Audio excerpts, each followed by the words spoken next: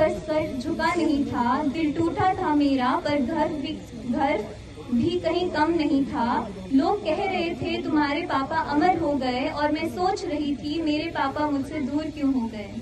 आज जब तिरंगा लहराता है ऊंचे आसमान में, मैं ढूंढती हूँ आपको हर तिरंगे की उस पहचान में। केसरिया में आपका साहस, सफेद में सुकून दिखाई देता है, और हरे रंग में जैसे आपका अधूरा सपना जीता है। मुझे आप पर गर्व है पापा, ये मैं हर किसी से कहती हूँ। आपकी बहादुरी की कहानी अपने दिल में सजाए रहती हूँ। पर सच यह भी है कि कभी कभी ये दिल चुपके से रो देता है, जब हर खुशी के बीच तुम्हारी कमी का एहसास हो जाता है। रात के सन्नाटे में जब सब कुछ थम सा जाता है, आपका नाम खुद ब खुद मेरी यादों में उतर आता है। लगता है जैसे आप पास खड़े हो, बस आवाज दूं और मिल जाओ, पर खामोशी ही जवाब बनकर मुझे फिर से रुला जाती है। आपने देश के लिए अपना सब कुछ न्यौछावर कर दिया, अपने हर अधूरे ख्वाब को भी तिरंगे के नाम कर दिया, और मुझे एक ऐसी पहचान दी जिस पर मुझे नाज है, पर उसी पहचान के साथ जीना एक अनकहा सा राज है। भारत माता की, भारत माता की। आज हम सब यहाँ जो सम्मिलित हुए हैं समारोह में, वास्तव में ये प्रेरणा दिवस और संकल्प दिवस होता है। भाव यही होता है कि ये समय के साथ कहीं मंद ना हो जाए, क्योंकि भावनाएं हमारी सिर्फ तिरंगा देखकर ही जागृत होती हैं, उसके बाद ये धीरे धीरे परिवार के लिए ही रह जाती हैं। ये मंद ना हो इसलिए गेट बनाने पड़ते हैं और बहुत बातें बनानी होती हैं, जिससे कि ये भावनाएं जो हैं देश के अंदर ओत-प्रोत रहें। मैंने अभी दीक्षा शर्मा जी की भावनाओं को एक कविता के रूप में देखा।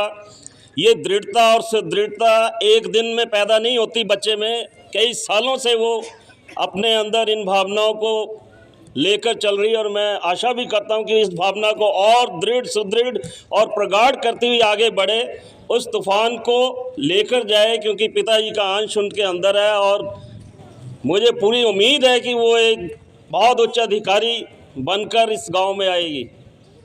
ऐसा उसकी भावनाओं में जो मैंने देखा है। ये कोई मनोरंजन की बातें हैं नहीं है, बहुत ही, जैसे विक्की जी ने कहा कि उदासीन भरे माहौल में ये सब संपन्न होते हैं। जहाँ जो लोग आए हैं उनका भी बहुत नमन, जो नहीं आ सके उनका भी बहुत, परिवार का, पिताजी का और उनके बच्चों का बहुत बहुत आदर और सम्मान, कि जो अपने इस वियोग को लेकर आज तक उसी भावना में अपने आप को जिंदा रखे हुए हैं।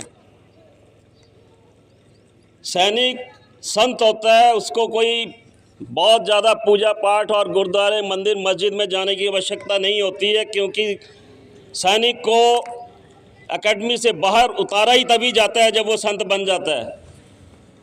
उसे आकर कोई बहुत अभ्यास नहीं करना पड़ता, जो लोगों को युग युगांतरों तक तपस्या करने के बाद भी मुक्ति नहीं मिलती है। यहाँ हर पल हर घड़ी मुक्ति हमारे पाँव में डोलती है, जब चाहे ले सकते हैं। अमूमन दुनिया में लोग कोई तीर्थ स्थानों में जाकर मुक्ति ढूंढ रहा है, कोई कहीं ढूंढ रहा है, वो बाहरी प्रपंचों में नहीं, अपने भीतर जाने से प्राप्त होती है। और सैनिक ही ऐसा है जो परिवार के साथ हमेशा खड़ा रहता है, चाहे यूनिट यहाँ हो या ना हो, वो बना ही रहता है। बहुत से लोगों को मैंने देखा, जब सेना के अधिकारी यहाँ मौजूद थे तो गांव के बहुत से लोग सिर्फ सेना की वर्दी देखने के लिए ही वहाँ चौक में आकर खड़े हो गए हैं कि कोई आर्मी वाले आ जाएं, उनके बेटे की शहीदी है, चलो देख आते हैं। ये देखने के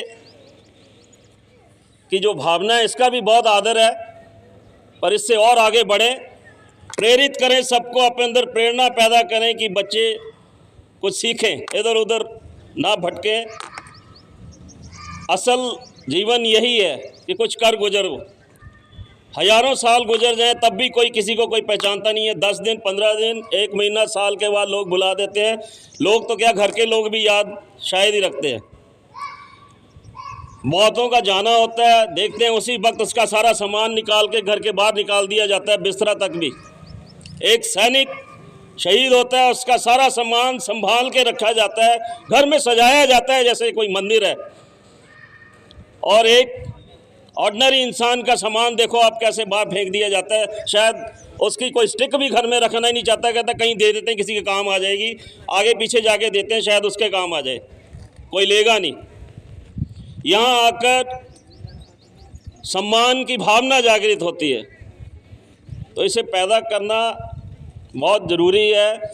जैसे विकी जी ने भी कहा कि भाई कोई मुसीबत हो तो फिर आर्मी बहुत अच्छी लगती है, फिर भाग जाएंगे सारे के सारे अंदर, नेता सबसे पहले, और जो इधर उधर हैं वो सबसे पहले साइड पे हो जाएंगे।